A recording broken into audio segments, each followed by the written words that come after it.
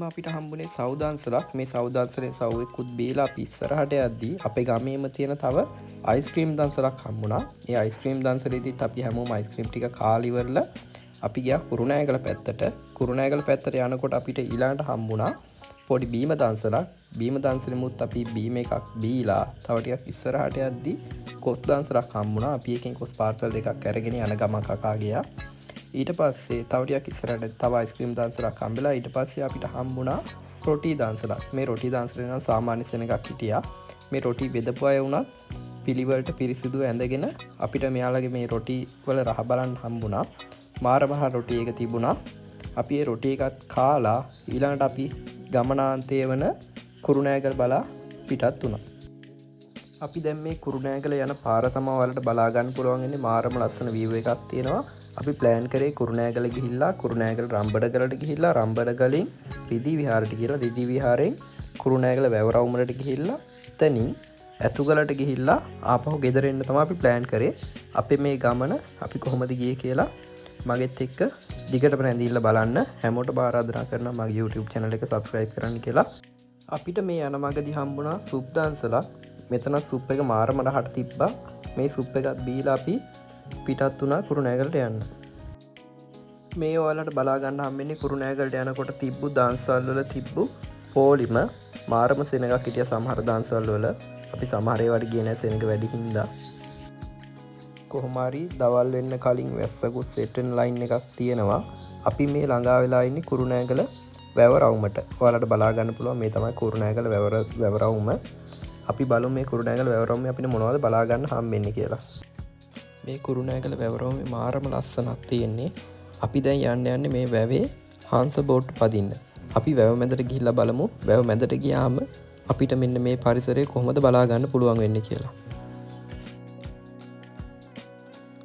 ඔයාලට මෙතන හංස බෝට්ටුවක යන රුපියල් 300ක ටිකට් එකක් ගන්න ඕනේ. ඒ වගේම හංස බෝට්ටුවක යනවා නම් අවම දෙන්නෙක් ඉන්න ඕන.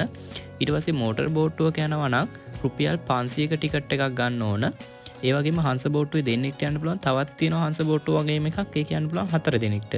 අපි 6 දෙනෙක් ගියපු හින්දා හංස බෝට්ටුවකුයි තව 4 දෙනෙක් යන්න පුළුවන් බෝට්ටුවකුයි තමයි අපි ගත්තේ. ඊට පස්සේ ඔයාලට මේ බෝට්ටුවේ ගඟ මැදට ගිහිල්ලා වැව මැදට ගිහිල්ලා ඔයාලට ඉන්න පුළුවන් විනාඩි 15ක් මේ බෝට්ටුව පදින්න පුළුවන්. වැව මැදට ගියාම මුරු කුරුණෑගල ටවුන් එකම පේනවා. ඔයාලට වැව මැදට ගියාම හොඳට බලා ගන්න පුළුවන් ඇතුගල බුදු පිළිම වහන්සේ. අපි එතෙන්ඩත් යන්න බලාපොරොත්තු වෙනවා. අපි බලමු එහෙනම් වැව මැදට ගිහිල්ලා බලා ගන්න පුළුවන්.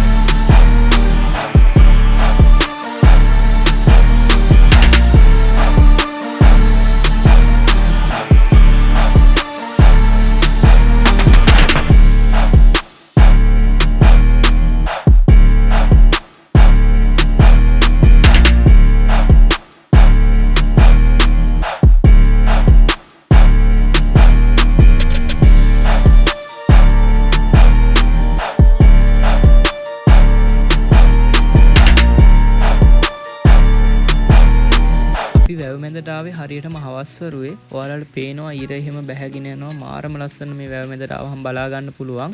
මාරම ලස්සන view එකක් තියෙන්නේ. තවත් ඔයාලට බලා ගන්න පුළුවන් හංස බෝට්ටු, මෝටර් බෝට්ටු මේකේ තියෙනවා. අපි ඊළඟට ආවේ කුරුණෑගල රම්බඩගල විහාරයට. අපි මේ විහාරය ඇතුළට ගිහින් බලමු මේ විහාරයේ මොකද්ද තියෙන විශේෂත්වය. අපිට මේ විහාරය ඇතුළේදී මොනවද බලා ගන්න පුළුවන් වෙන්නේ කියලා. අද මේ විහාරයේ මාර සෙනඟක් හිටියේ මොකද නිවාඩු දවසක් හින්දා. ඒ වගේම වෙසක් පොහොය දවසේ හින්දා මාරම සෙනඟක් හිටියා. ඒ වගේම මාරම රස්නයක් තියෙනවා. මොකද මේක තනිකර තියෙන ගල් තලාවක් උඩ. ඒ නිසා ඔයාලා යනකොට සෙරෙප්පු දෙයක් දාගෙන යන්න බලන්න. සමහර අය නම් සෙරෙප්පු නැතුව යනවා. ඒ වුණාට යන්න අමාරුයි. අර අවුව නිසා පාර රත් වෙලා තියෙන්නේ. අපි බලමු උඩට ගිහිල්ලා මොකක්ද අපිට මෙතන බලා ගන්න පුළුවන් වෙන්නේ කියලා.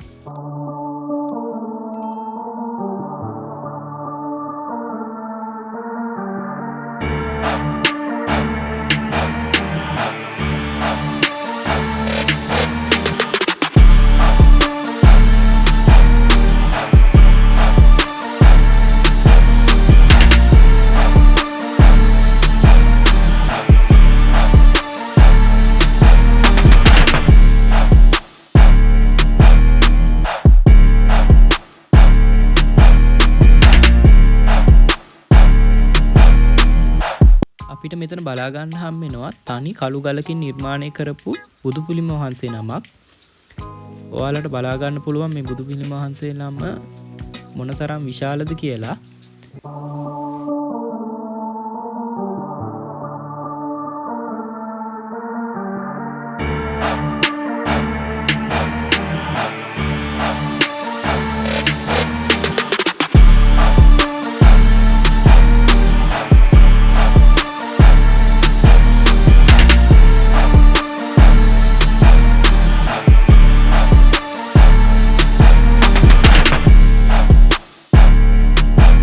බුදු පිළිම වහන්සේ අපි බලාගෙන ඉවරලා අපි දැන් ආපහු පල්ලෙහාට බහිනවා. පල්ලෙහාට බහැලා ඊළඟට යන්න බලාපොරොත්තු වෙන්නේ අපි රිදී විහාරයට. මේකත් තියෙන්නේ කුරුණෑගල දිස්ත්‍රික්කයේමයි. අපි බලමු රිදී විහාරයට ගිහිල්ලා මෙන්න මේ රිදී විහාරයේ තියෙන විශේෂත්වය මොකද්ද? රිදී විහාරයේදී අපිට දැක බලා ගන්න පුළුවන් වෙන්නේ මොන වගේ දේවල්ද කියලා. මේ රිදී විහාරයට යන පාරවල් දෙකක් තියෙනවා. අපි ආවේ පහළ පාරෙන්. ඒ පහළ පාරේ ආවහම මේ ගල් පඩිපල දිගේ උඩට අපි යන්න ඕන. ඒ වගේම රිදී විහාරේ උඩ මළුවටම යන්න පුළුවන් වාහනයක ඒකට යන්න අනිත් පාරෙන් එන්න ඕන. අපි බලමු උඩට ගිහිල්ලා මොනවද බලා ගන්න පුළුවන් වෙන්නේ කියලා.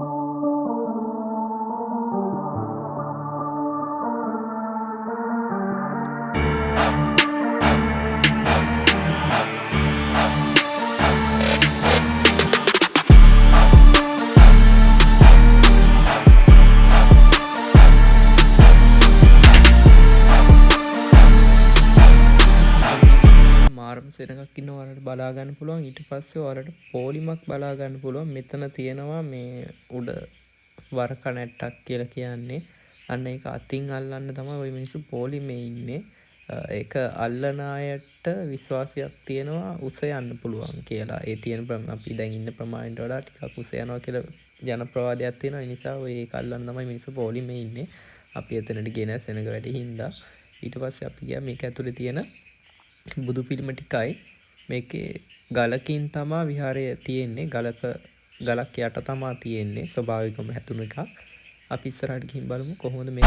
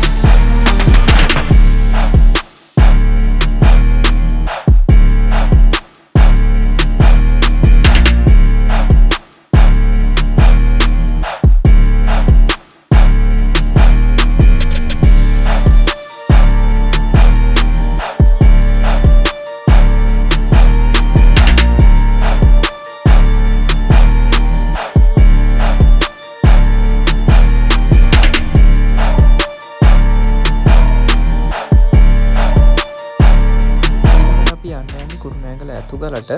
අපි ගිහින් බලමු ඇතුගල උඩට අපි ගිහිල්ලා කොහොමද කුරුණෑගල පේන්නේ කියලා.